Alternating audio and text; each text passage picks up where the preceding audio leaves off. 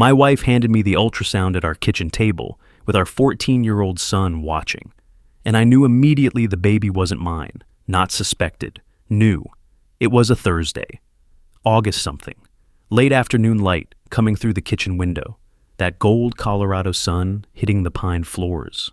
Dylan was eating leftover pizza, scrolling on his phone. Normal. Everything was so goddamn normal. Jessica slid the paper across the table. That thermal printout, you know the kind. Slightly curled at the edges, grainy black and white image that's supposed to be magical. Fort Collins Women's Clinic, printed across the top in blue. She was smiling, that careful, practiced smile she uses for church photos and parent-teacher conferences. "We're pregnant," she said, not "I'm." "We're." Dylan looked up from his phone. "Wait, seriously? Surprise?" Jessica's voice had that high note, too bright.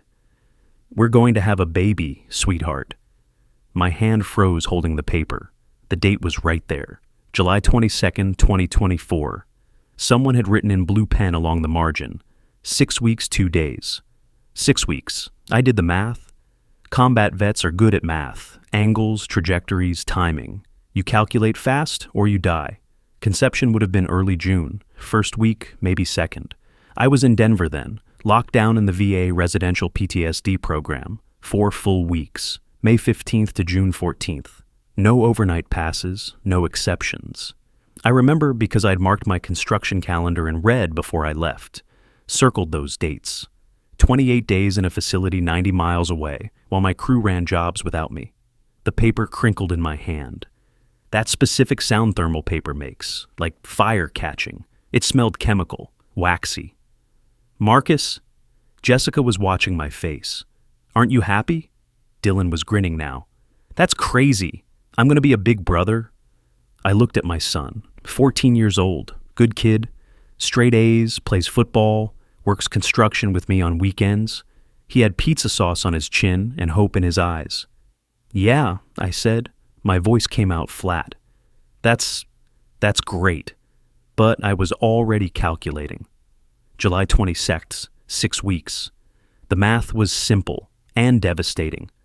I waited until Dylan went to bed, told him congratulations again, watched him text his friends about becoming a big brother. He was excited, pure, uncomplicated excited. The kind of excited that made my chest hurt. 10 o'clock. His bedroom door closed, music playing low. I went to my home office. The construction calendar sat on my desk, one of those big desk pad ones, maybe 24 by 18 inches. Bennett & Sons building printed across the top in block letters I'd designed myself. Every job site written in black Sharpie.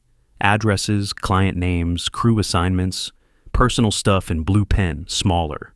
I flipped back to May, June. May was marked up heavy. Jobs overlapping, phone calls, material deliveries. Then May 15th, everything stopped. In red marker, circled twice.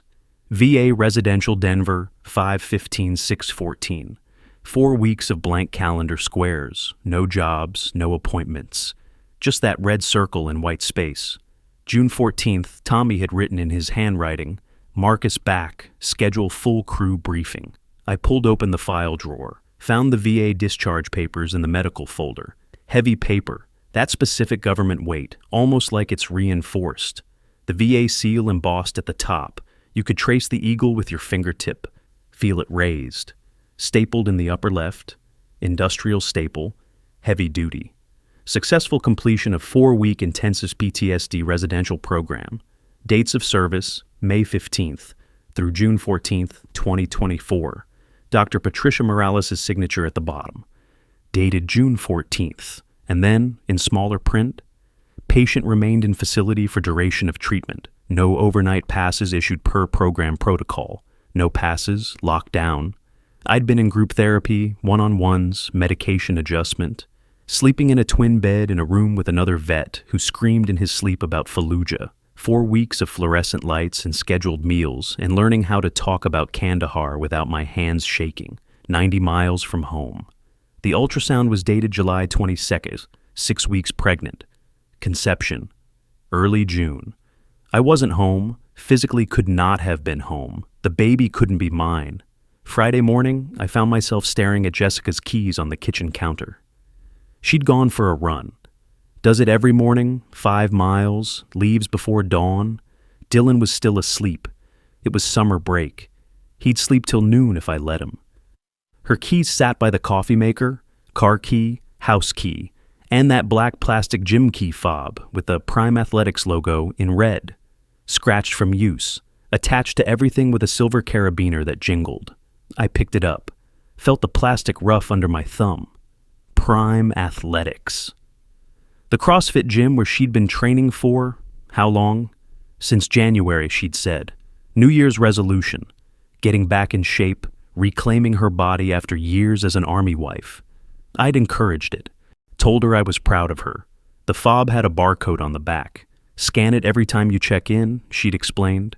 They track attendance. I thought about those late-night text messages. Class running late. Catching up with the girls after. Don't wait up. How many times had she said that? Twice a week, 3 times some weeks.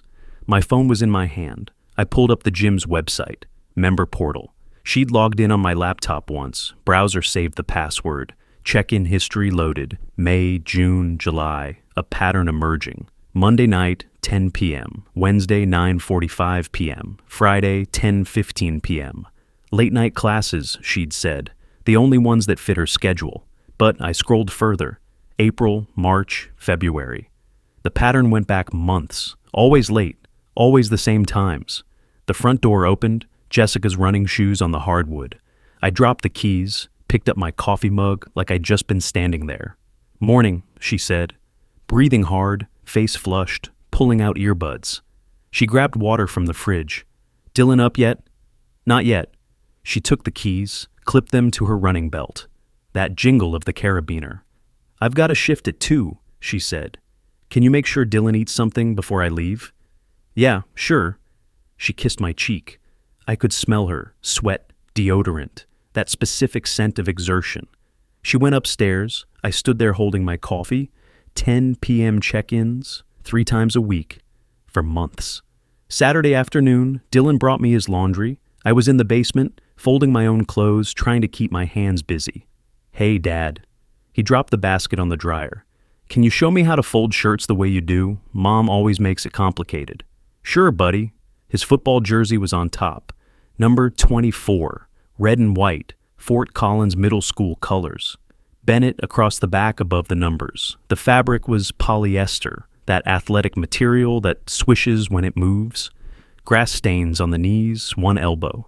It smelled like Tide and Teenage Boy. That specific mix of clean laundry and post-practice sweat that never completely washes out. I folded it carefully.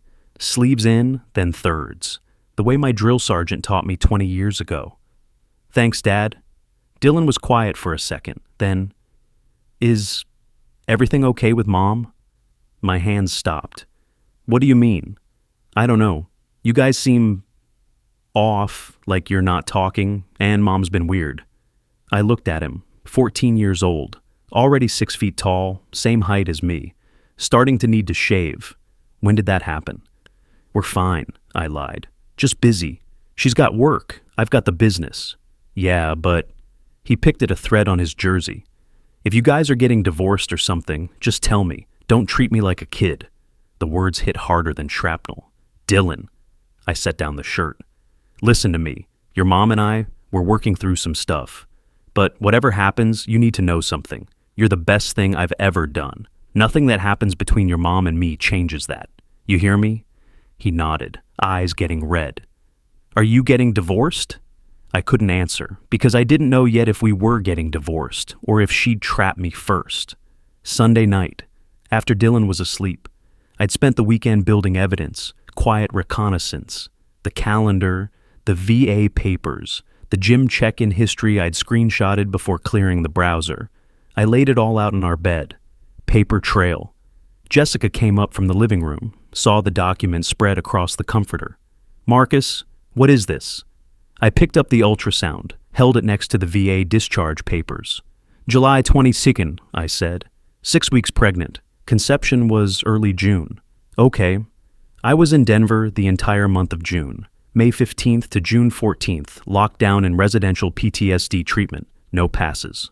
Look, I pointed to the papers. It's right there in black and white. Her face went still.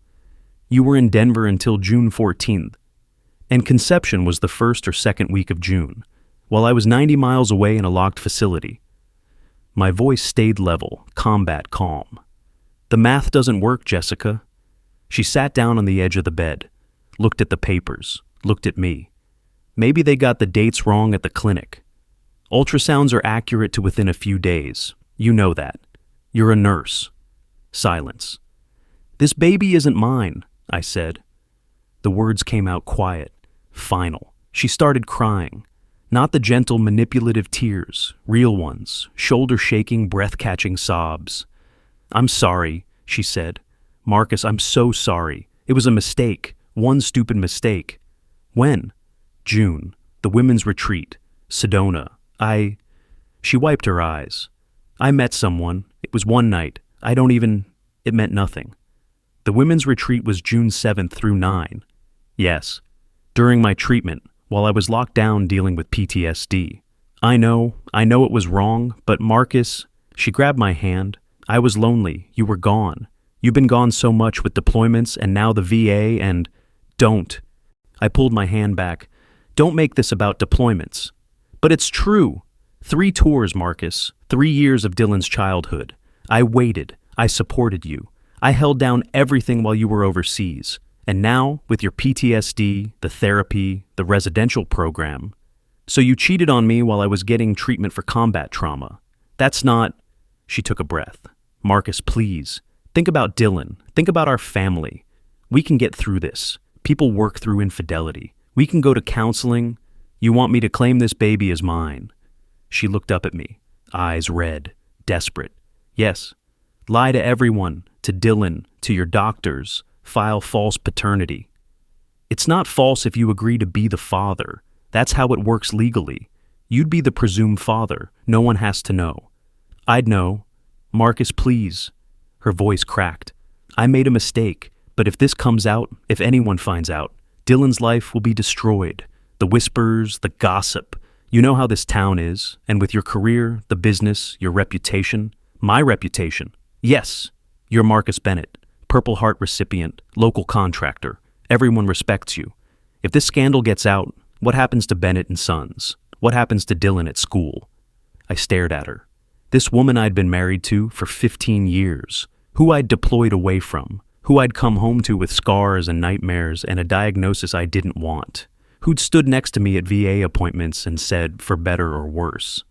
There's something else, she said quietly. My therapist knows about your PTSD episodes, the flashbacks, the nightmares. If this goes to custody court, my blood went cold. You wouldn't. I don't want to. But Marcus, if you force this into the open, if you file for divorce over this, it becomes a custody battle, and judges look at mental health. Your diagnosis is documented, the residential treatment, the medication, the ongoing therapy. She was threatening me. Actually threatening to use my PTSD, the thing I went to war and got broken for, against me in family court. You weren't there for 3 deployments, she said, softer now, playing the card. You weren't there for years of Dylan's childhood. Now you won't be there for this baby. After everything I've sacrificed, the motif, her weapon. I looked at the ultrasound, the calendar, the VA papers. Get out of my room, I said. Marcus, get out. She left, closed the door softly. I sat on the bed surrounded by evidence. My phone buzzed, text from Tommy Chen. Beer tomorrow? You sound off lately? I texted back. Yeah, need to talk. Because Jessica was right about one thing. I wasn't alone in this fight, not anymore. Monday morning. Tommy's truck pulled up to the job site at 6 a.m. We were framing a garage addition on the north side of town. 4-day job, simple work. But I couldn't focus. Tommy Chen, 41, infantry, same as me. We'd served together in Kandahar, different platoons, but same FOB. He took shrapnel saving 3 guys during a compound breach. I took shrapnel pulling him to cover afterward. We came home with matching scars and matching nightmares, started Bennett and Sons building together 6 years ago. Equal partners, brothers. He brought coffee, set it on the tailgate of my truck. You gonna tell me what's eating you, or we gonna pretend you're fine? I looked at him. Tommy had this way of seeing through bullshit. Comes from watching each other's backs in a war zone. You learn what a man looks like when he's lying. Jessica's pregnant. Hey, that's... He stopped, read my face. That's not good news. The baby's not mine. He was quiet for a long moment, sipped his coffee. You sure? I pulled out my phone, showed him the screenshots I'd saved, the calendar, the VA discharge papers I'd photographed, the ultrasound with the dates. Tommy studied them. Did the math the way infantry does it, fast, accurate, no mistakes allowed. Denver residential, he said, May 15th to June 14th. No passes. And conception was, he looked at the ultrasound, first week of June. Yeah, he handed back my phone. Brother, she's lying. Hearing him say it out loud did something to my chest, made it real, not just my suspicion or my paranoia, or my PTSD making me see threats that weren't there. Tommy saw it too. The evidence was solid. There's more, I said. She's threatening to use my PTSD in a custody battle if I don't claim the kid as mine. Tommy's jaw tightened. She said that? Basically. Said her therapist knows about my episodes. Said judges look at mental health. That's, he took a breath, controlled it. Marcus, you know that's bullshit, right? You're in treatment. You're managing it. That's evidence you're a good father, not a bad one. Try explaining that in family court. We will if we have to. He looked at me. But first things first. You need a lawyer. You need documentation. And you need to know you're not fighting this alone. Tommy, no, listen to me. His voice dropped. That command tone from the army. In Kandahar, when everything went sideways, what did we do? Stuck together? Damn right. Brotherhood means no one fights alone. That applied then, applies now. He gripped my shoulder. We're gonna figure this out, but you can't do it by yourself, and you definitely can't let her weaponize your mental health against you. Something loosened in my chest. The isolation I'd been carrying since Thursday night. Thank you, I said. Don't thank me yet. We've got work to do. He pulled out his phone. My sister Emily? You remember her? She's a social media investigator, works for law firms doing digital forensics. If Jessica's having an affair, there's probably evidence online. People always leave evidence. Jessica doesn't really post much. Not her, the guy. What do you know about him? Nothing. She said it was someone she met at a women's retreat in Sedona, June 7th through 9. Tommy was already texting. Emily can track that. Give me a day. Tuesday night, Tommy called. You sitting down? I was in my truck outside Dylan's football practice. Yeah, what'd you find? Emily worked her magic, found the women's retreat itinerary from your church's website, cross-referenced with Instagram posts tagged in Sedona during those dates. Found a guy named Brett Callahan, CrossFit coach, 32, works at Prime Athletics. My stomach dropped. Prime Athletics, Jessica's gym. Keep going. He posted 47 times from Sedona that weekend. Jessica's clearly visible in 12 of them. Red Rock hiking trails, restaurant patios, sunset photos. There's one where she's reflected in his sunglasses. Emily got screenshots of everything before he made his account private. Send them to me. My phone buzzed, photos loading. I opened the first one. Brett, shirtless, lean, that influencer look. Standing on a red rock formation, arms spread wide. And there, in the corner of the frame, Jessica. White tank top, sunglasses, smiling, unmistakable. Next photo, a restaurant table, 2 wine glasses.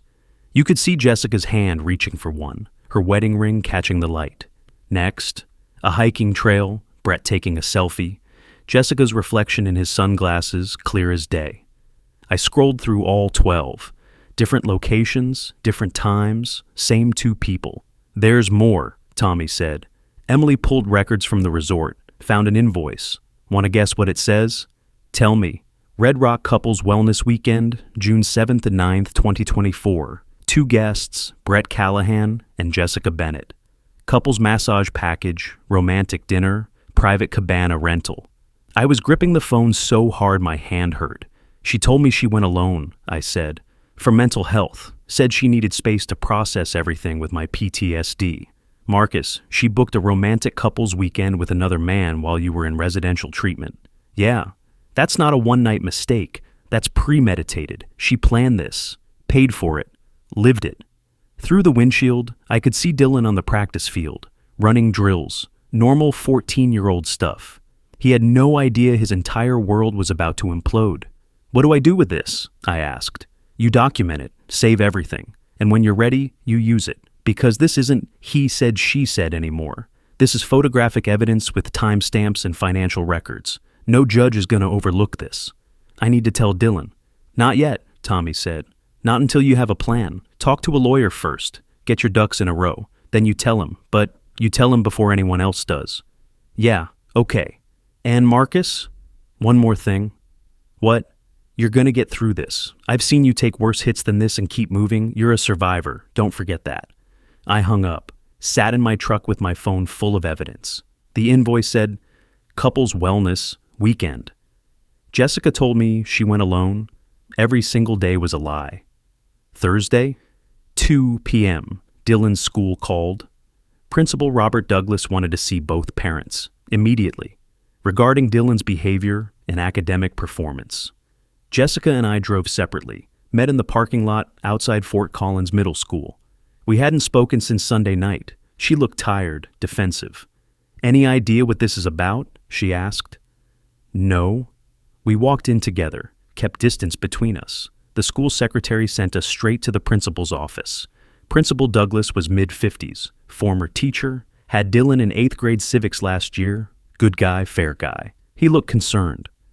Mr. and Mrs. Bennett, thank you for coming on short notice. He gestured to the chairs. We need to talk about Dylan. Jessica sat forward. Is he in trouble? Not trouble exactly, but we're seeing some concerning patterns. He opened a folder. Dylan's always been an excellent student. Straight A's, active in sports, leadership potential. But over the last 3 weeks, his grades have dropped significantly. He failed 3 assignments in English, missed 2 tests in math. His football coach says he's skipping practice. My chest tightened. 3 weeks, right around when Jessica announced the pregnancy. He's also gotten into 2 altercations with other students. Nothing violent, but verbal confrontations that are completely out of character. His teachers are worried. We'll talk to him, I said. I appreciate that, but I need to ask. Principal Douglas looked between us. Is everything okay at home? Because what we're seeing is consistent with a student under significant stress. Family issues, major changes, that kind of thing. Jessica reached over and took my hand. I let her, for show. We're fine, she said. Just busy. Marcus's business is growing. I've got shifts at the hospital. Dylan wrote an essay 2 months ago, Principal Douglas interrupted. He pulled out papers. For his English class, the prompt was Define Integrity. Want to know what he wrote about? He turned the papers around. I could see Dylan's handwriting. He wrote about you, Mr. Bennett, about your military service, about how you taught him that integrity isn't about perfection. It's about what you do when no one's watching. It was one of the best essays I've read in 20 years of teaching. I couldn't breathe. And then 3 weeks ago, he failed 3 assignments in a row. Didn't even turn them in. When his teacher asked him why, you know what he said? What? My voice came out rough. He said, what's the point of writing about integrity when everyone's lying anyway? The room went silent. Jessica's hand tightened on mine. I pulled away. What's happening at home? Principal Douglas asked directly. Because something is destroying that boy's faith in the world, and I need you both to figure out what it is before we lose him completely. I looked at Jessica. She looked at the floor. We're working through some things, I said finally. I'll talk to Dylan. Make sure he knows. My voice caught. Make sure he knows he's not responsible for adult problems. Please do. And gentlemen, whatever's happening between you two. He looked at both of us. Figure it out. Because right now, the only casualty I'm seeing is your son. So here's my question for you. If you were me, your wife cheating, your son falling apart, her threatening to use your PTSD against you in court, would you stay quiet, protect your son from the truth, claim the baby to keep the peace, type protect, or tell the truth no matter the cost, risk everything for integrity, type truth? What would you do? I'll tell you what I chose. But first, I want to know what you'd choose. A lot of you probably typed truth, some typed protect. Here's the thing. Both come from love. One protects the child, one protects the truth. I had to decide which one Dylan needed more. Friday afternoon, VA clinic. My regular session with Dr. Patricia Morales. She was 53, clinical psychologist, specialized in combat trauma. I'd been seeing her twice a month for 3 years. She'd walked me through the worst of the flashbacks, the hypervigilance, the way my brain couldn't tell the difference between Fort Collins traffic and Kandahar ambushes.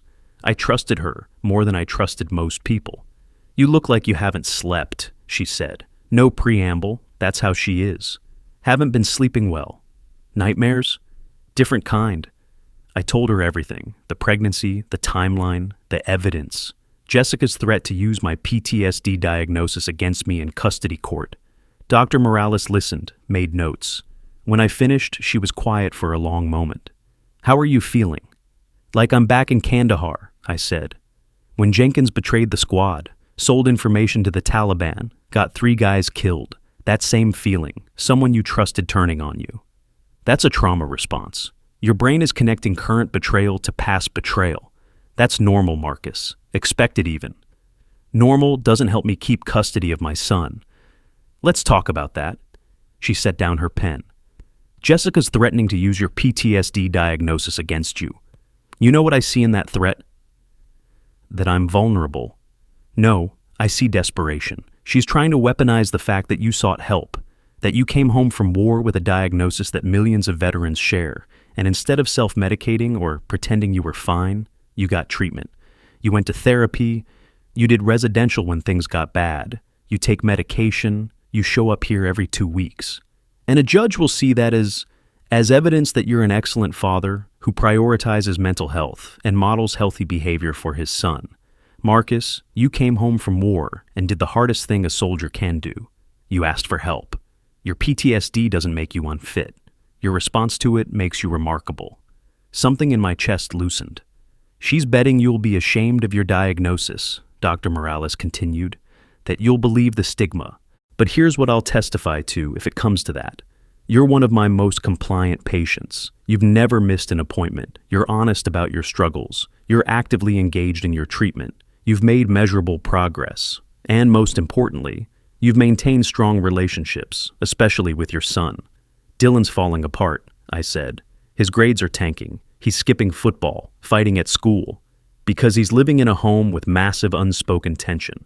That's not your PTSD. That's your wife's infidelity creating a toxic environment. Don't confuse the two." I looked at the Purple Heart sitting on her desk. I'd brought it to our first session 3 years ago. She'd asked me to bring something that represented what I was struggling with. I'd brought the medal in its velvet case. We'd talked about honor, about what it meant, about how I felt like I'd lost mine when I came home broken. "You remember what you told me about that medal?" Dr. Morales asked, following my gaze. "That I didn't deserve it. And what do you know now? That honor isn't about being perfect. It's about showing up anyway." "Exactly. So here's your choice, Marcus. You can let Jessica's threat work. You can claim a child that isn't yours, live a lie, teach your son that integrity is negotiable. Or you can show him what the Purple Heart really means, not the medal, the choice. Every single day, the choice to do the right thing, even when it costs you everything." Saturday morning, Dylan came into the kitchen while I was making coffee. "Hey, Dad, can we talk?" My stomach dropped. "Of course! What's up?" He was holding something, paper, folded in thirds. His hands were shaking. "I found this, in Mom's nightstand. I was looking for a phone charger and..." He held it out. "I should have told you sooner. I'm sorry." I took the paper, unfolded it, lined notebook paper, torn from a spiral, rough edges. Jessica's handwriting, purple ink, that loopy style she'd had since high school. Dated July 1st, 2024. Before the pregnancy announcement. I started reading. "If Marcus finds out, we stick to the plan. Guilt about deployments. His PTSD makes him unstable. My therapist will back that up. Brett promised he'd help if it comes to legal stuff, but he's getting cold feet. Need to lock this down before I'm showing. Once Marcus agrees to claim the baby, he can't back out without destroying Dylan's life. He won't do that. He loves Dylan too much. My hands were shaking. When did you find this? I asked. July. Dylan's voice cracked. I found it in July, Dad. I've known for months, and I didn't tell you. I thought if I just pretended I didn't see it, it would go away. I thought maybe I misunderstood. But then Mom announced she was pregnant, and I knew. He was crying now, full-on sobbing, 14 years old and carrying this weight. This is my fault. If I just told you in July, you could have... Dylan, I pulled him close. Stop. Look at me. He looked up, face red, tears streaming. You're 14 years old. This is not your fault. None of this is your fault. Your mom made choices, bad choices, but that's on her, not you. You understand me? But I knew you're a kid. You're not supposed to police your parents' marriage. That's not your job. Your job is to be 14, to play football and fail math tests and eat too much pizza. I held up the letter. This is my problem, mine and your mom's, not yours. He was shaking. I held him while he cried. The letter sat on the kitchen counter. Evidence, premeditated, calculated. She'd planned this, all of it. Sunday night. Dylan's door was closed, music playing. I was in my office when I heard the knock. Dylan came in, face set, angry. I need to know the truth, he said. Is the baby yours? I closed my laptop. Sit down. I don't want to sit down. I want you to answer the question. The baby's not mine. Because you were in Denver. Yeah. So Mom cheated on you. Yes. He was breathing hard, processing. And she wants you to lie about it, to claim the baby, to pretend it's yours. That's what she's asking, yeah. And you're gonna do it? Dylan, no. His voice rose, sharp. Are you seriously gonna lie? After everything you taught me? After all that crap about integrity and honor? And he grabbed something off my shelf, the Purple Heart case, threw it on the desk between us. After this, you're just gonna throw all of it away? I'm trying to protect you. By lying, by teaching me it's okay to lie when it's convenient. That's protecting me? Dylan, you don't understand how complicated. Maybe if you weren't so messed up from the war, Mom wouldn't have needed someone else. The words hit like shrapnel. My vision tunneled. The office disappeared. I wasn't in Colorado anymore. Kandahar, dust in my lungs, radio chatter, Jenkins standing there with that look on his face, the one that said he'd sold us out. The ambush we walked into because of his betrayal. 3 men dead. My best friend bleeding out while I tried to stop it. Couldn't stop it. Watched him die. Marcus, a hand on my shoulder. Marcus, stay with me. Tommy's voice. When did Tommy get here? You're in Colorado, not Afghanistan. Dylan's safe. You're safe. Breathe, brother. My vision cleared. I was on the floor. Didn't remember getting there. Sweat soaking through my shirt. Heart hammering. Dylan was in the doorway. Pale. Scared. Dad? I couldn't look at him. The shame was crushing. Marcus, look at me. Tommy crouched in front of me. That was a flashback. Dylan triggered you accidentally. It's okay. You're okay. I scared him. You didn't hurt him. He's fine. You did good. You recognized it. You didn't lash out. That's progress. I looked at Dylan. I'm sorry. Dad, I'm the one who's sorry. I didn't mean... He was crying again. I was just repeating what Mom said. She told me if you'd just been normal, if you didn't have PTSD, none of this would have happened. But that's not true, is it? That's just what she wants me to think. Tommy looked at me, then at Dylan. Kid, your dad went to war. Saw things nobody should see. Came home with wounds you can't see on an x-ray. And instead of drinking them away or pretending they didn't exist, he got help. That takes more courage than any medal. Your mom trying to use that against him? That tells you everything you need to know about her character, not his.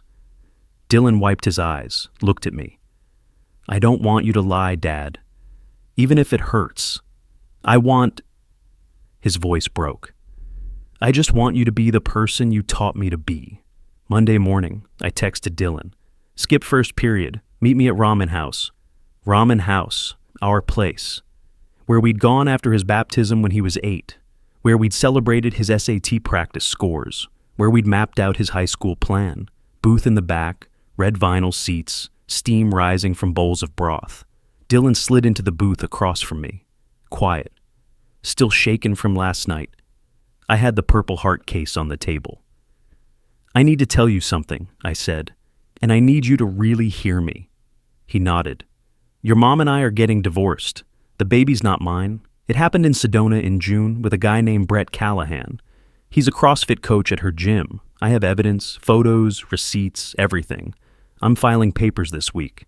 Dylan's face went through about 6 emotions, landed on something like relief mixed with grief. Okay, he said quietly. But that's not what I brought you here to say. I opened the velvet case. The purple heart sat there, bronze and purple ribbon, heavy, cold. I want to tell you how I got this, the real story.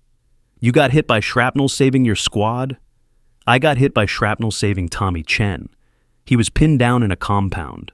Enemy fire from 3 directions. Everyone else was taking cover. I ran across open ground to pull him out.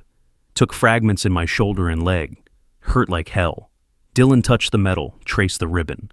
But you know what? I continued. Getting the medal was the easy part. The hard part is what came after. Coming home, dealing with the nightmares, the flashbacks, going to therapy and admitting I needed help, taking medication, doing residential treatment. That's what real honor is, Dylan. I don't understand. This medal? I tapped the bronze. I got it for one moment, one choice under fire. But honor, real honor, that's not about one moment. It's about every single day choosing to do the right thing even when it's easier to lie, even when the truth costs you everything. His eyes were getting red. Your mom wants me to claim this baby, to lie about paternity, to teach you that integrity is negotiable when it gets inconvenient. And you know what? If I did that, I could keep this medal on my wall. But I'd lose what it actually means. What does it mean? It means you don't abandon your values when the bullets start flying, in Kandahar or in Fort Collins. It means you tell the truth even when people you love are trying to weaponize your weaknesses. It means you show up every day and do the hard thing. A tear rolled down Dylan's cheek. I'm scared, he said. Everything's changing. I know, me too. Kids at school are going to talk. Mom's going to be humiliated. Everyone's going to know. Let them talk. You know what matters, Dylan? Not what people think. What you know is true. I taught you that integrity is doing the right thing when no one's watching. But sometimes it's doing the right thing when everyone's watching. That's harder, but it's still right. He picked up the medal, felt the weight. I want to be like you, he said quietly. Kid, you already are. You found that letter, and you brought it to me, even though it hurt. That's courage. That's honor, not the bronze, the choice. The waitress brought our ramen. We ate in comfortable silence. When we left, Dylan put the medal back in the velvet case, snapped it shut, that distinctive click. Dad? Yeah? I'm proud of you. Those 4 words did more than any therapy session ever could. October 15th, Tuesday morning, I filed for divorce. Rebecca Stern, managing partner at Stern and Associates. Tommy's lawyer had recommended her. Sharp, former prosecutor. She'd reviewed my evidence package and said 4 words. This is a slam dunk. The petition included everything: the ultrasound, the VA discharge papers, the construction calendar, the Sedona invoice, the Instagram screenshots, the gym check-in history, Jessica's handwritten letter dated July 1st, medical impossibility plus photographic evidence plus written admission of premeditated deception. Rebecca filed at the Larimer County Courthouse at 9 a.m. Jessica was served at Fort Collins Memorial Hospital at 2 p.m. Sarah Mitchell texted me at 2:47. Jessica's work friend, the one who'd known about the affair and felt guilty staying quiet. She just got served in the ER break room. Marcus, I'm sorry. We all knew. I should have told you. The whole ER had been watching my marriage die, while Jessica was tending to patients and coming home to lie to my face. Within an hour, the texts started coming. From Coach Linda, my mom, about damn time you stood up for yourself. From Tommy, proud of you, brother. From 3 other guys from the unit, various versions of we got your back. From Jessica, how could you do this to Dylan? I didn't respond to that one. October 28th, custody hearing, Larimer County Family Court. I'd told Dylan he didn't have to come. He insisted. I want to be there, he'd said. I want the judge to know whose side I'm on. We arrived at 8:30. Rebecca was already there, reviewing notes. Jessica came in with her lawyer, Marcus Hoffman, mid-50s, expensive suit. The kind of attorney who specializes in making combat veterans look unstable. But then something happened. The courtroom doors opened, and 15 men in dress blues walked in.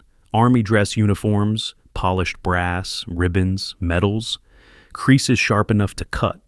They filed into the back rows in formation, stood at attention until the judge entered, then sat in unison. Jessica's face went pale. Tommy Chen, front row, purple heart on his chest, matching mine.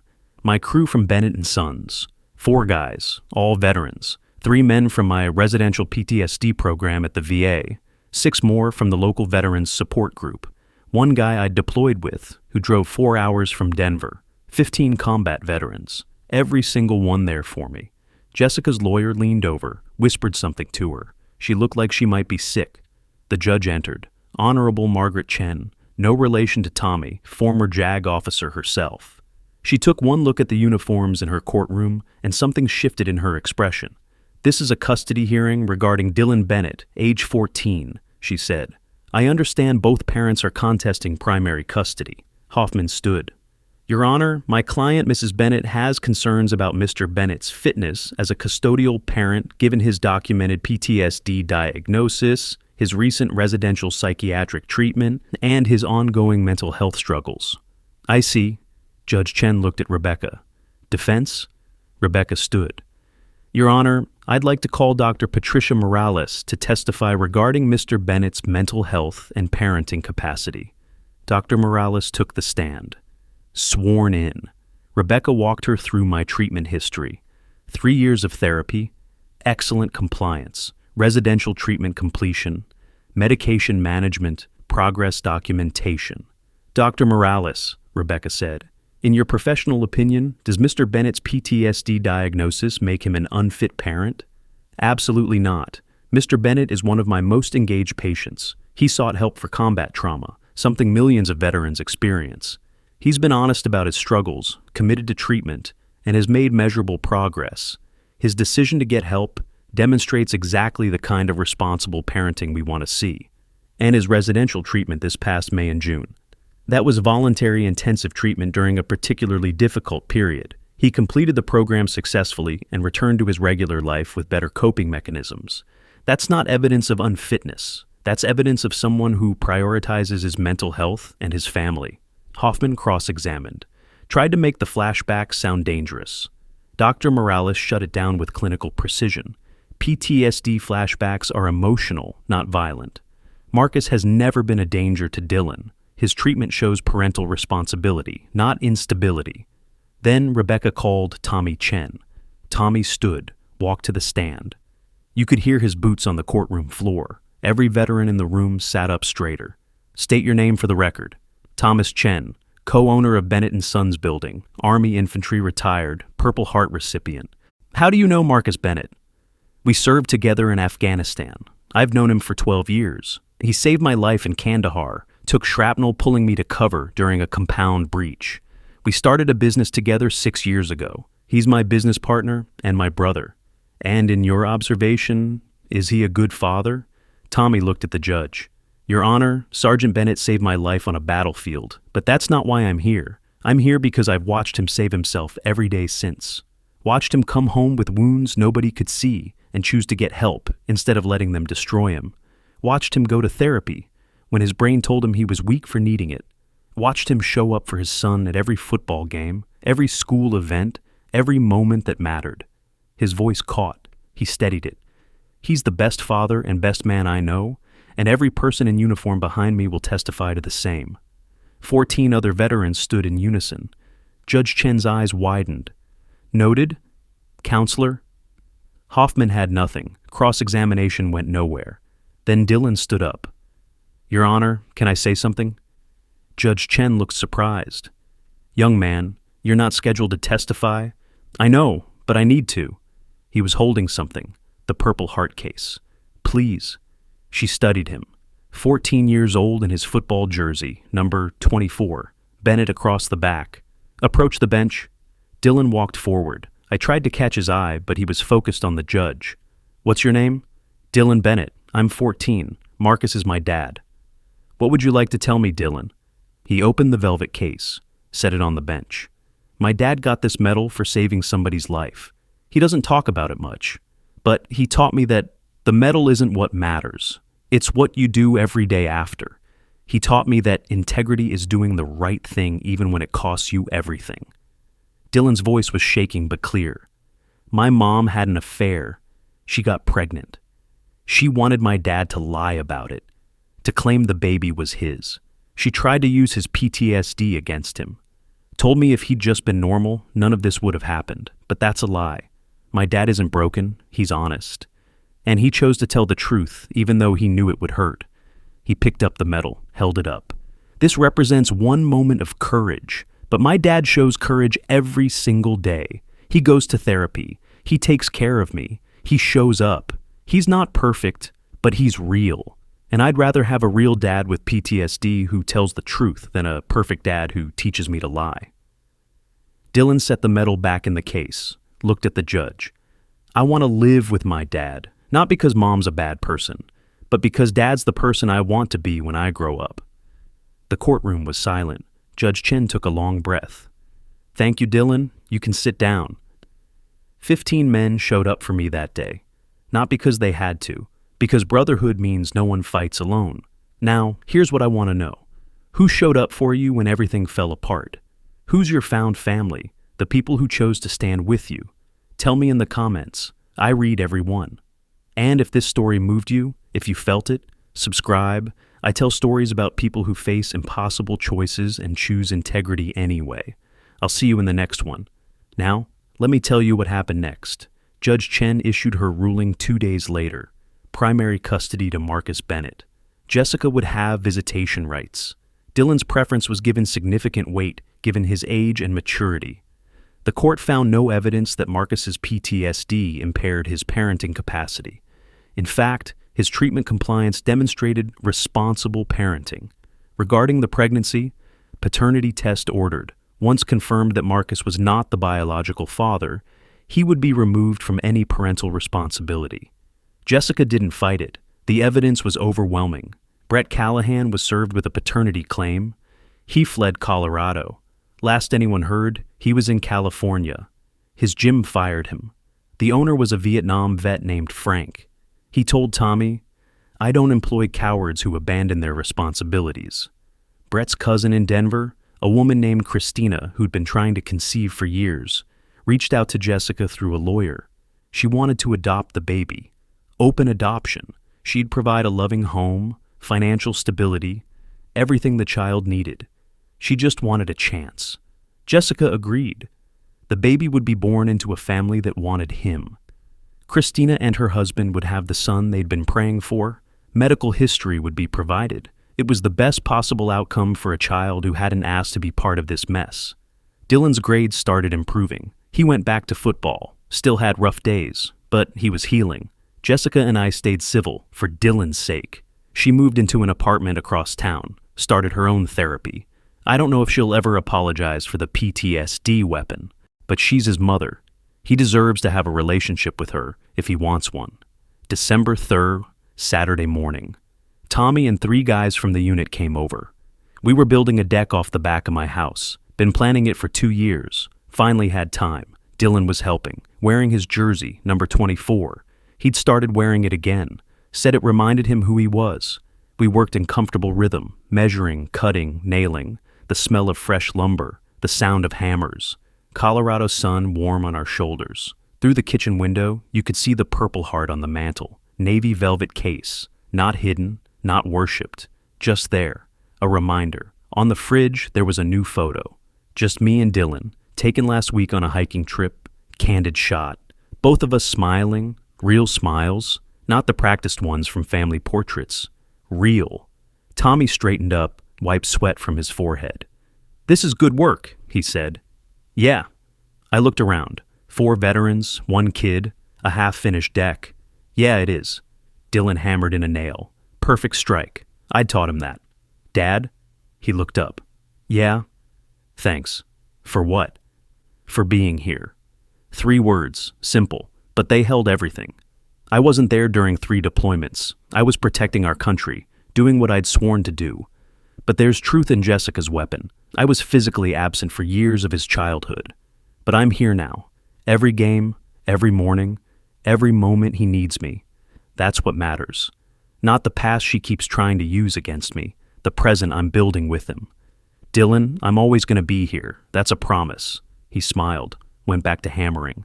Tommy caught my eye, nodded once. That silent communication we learned in Kandahar. You good? Yeah, I'm good. The deck was taking shape. We'd been working for 3 hours and we were maybe halfway done. Didn't matter. The work wasn't the point. The point was doing it together, building something solid, something real, something honest, the kind of thing that lasts. February 20th, 2025, the baby was born. Healthy boy. 8 pounds, 6 ounces. Christina and her husband were in the delivery room. They named him James, after Christina's father, a Korean war vet who'd passed away last year. Jessica signed the papers, relinquished her rights. It was the hardest thing she'd ever done, she told Dylan. But it was right. Brett never showed up, never acknowledged paternity, just another coward who ran when things got real. But James didn't need Brett. He had 2 parents who loved him desperately, who'd paint his nursery and read him stories and teach him to throw a baseball. Dylan asked if he could meet his half-brother someday. Christina said yes, whenever he was ready. Open adoption, open heart. The kid deserved that much. March 14th, Friday night. Dylan had a football game, first game of spring season. We won 24-17. Dylan scored the winning touchdown. I screamed so loud I lost my voice. After the game, in the parking lot, he ran up to me still in his uniform, grass-stained, sweaty, grinning. Did you see it? See it? I recorded it. We're watching it 100 times. He laughed, that pure, unself-conscious laugh of a kid who's rediscovered joy. Dad? Yeah, buddy. I'm glad you told the truth, even though it hurt. I'm glad. I pulled him into a hug. He smelled like teenage boy and victory and hope. Me too, son? Me too. We drove home. Dylan fell asleep in the passenger seat, head against the window. I looked over at him. 14 years old. Almost a man, stronger than he knows. I'd been so afraid the divorce would destroy him. But truth doesn't destroy. Lies do. Truth might hurt, might cost you everything, might make you face your worst nightmares in front of 15 veterans and a judge and your own kid. But truth also sets you free. Jessica had said, "You weren't there." For 3 deployments, 3 years of his childhood. She was right about that. But I'd learned something more important. I'm here now. Not in the past she weaponizes. Not in the future I can't control. Here, now, present, showing up. That's what honor looks like, not a medal in a velvet case. Every single day, the choice.